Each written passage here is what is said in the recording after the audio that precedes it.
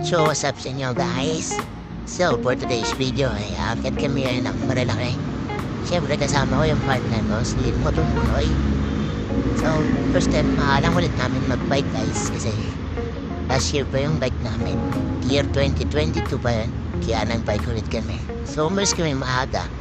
Kaya yan, nabot namin ng umaga dito sa may events. Tapos may nakita kami yung sunog. So nakitismis muna kami guys. Grabe yung sunog guys. Sobrang malaki as in. Tapos tumambay na kami siya ulit. Tapos umalis na ulit. Kasi wala nang kami magagawa din guys. Kasi di naman kami bumbero. So tuloy-tuloy na kami sa Padjaprais. Halos mag-isang oras namin pumapunta. So bagan talaga facing namin. Kasi first time na ulit namin mag-bike. Kaya yan, usap lang kami. Habang tinay-desisyon natin itutuloy ba wala. Pero tuloy pa rin kami guys. So ayan, malapit na kami sa Ahunan. Kakalagpos lang namin ang Padilla. Kaya ayan. So, sobrang hirap talaga guys. Kapagod guys, hinihingal ako din guys. Pati yung kama ko, hinihingal na rin kaya nagbuhong muna kami sa blet. Kasi 10 peso lang para yan guys. Kasi nag-diretso na ulit kami. Grabe talaga yan guys. Para kami hinihila po baba. Tapos ngalay na halay pa yung tuhod namin habang ginagawa ito. Di ko nga alam ba't namin ito ginagawa eh. Sabi kasi exercise eh. Kaso parang namin mamamatay dito guys. So ayan guys, mabat na kami sumbuso-buso. Kaso bigla kami napahinto kasi may nakita kaming aksidente. Nagbanggaan pala yung tao tsaka bike. Ay mali, yung bike bumangga sa motor. Ay mali, yung motor po tsaka bike nagbanggaan guys. Eh nagakan na tumba nga pala si kuya ang nakabike. Tapos yung nakajacket pinakausap nila yung driver ng motor. Kaya ingat tayo guys, lalo na dito sa Marilaki guys. Pusta naman dito ang aksidente sa mga motor at bike. So yan, diniretso nga po lang ito baba. Usapan lang kasi guys, buso lang eh. Pero nabitin kami kaya bumaba kami papuntang Tanay.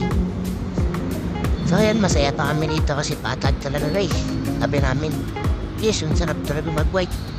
Kaso dito guys, dito na namin naramdaman pag kami bumaba. Nagsisisi kami dito guys kasi umahon pa kami dito.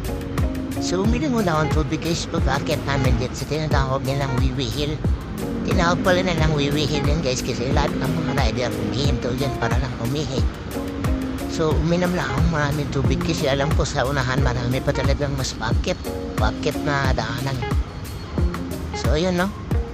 So tuloy-tuloy na ulit kami. Ayun nga pala kasama ko si Argao. Sobrang sulit kasama yan pa. Kasama akong ganyan kahit saan gusto wag lang niligan.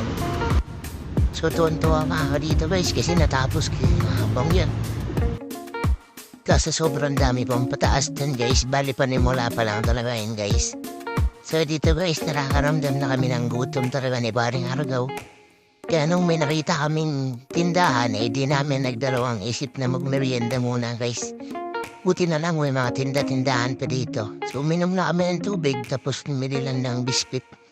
Then tapos maya-maya naman tumarga na kami ni Paring Argao. So ayan, tubig lang ang binili ni Paring Argao tsaka Cobra. Tapos tuloy nabot kami sa pag-akyat namin guys. So medyo pagod na talaga kami dito guys. Di na kami napapansinan dito guys. See? Wala na talaga kaming hininga dito guys.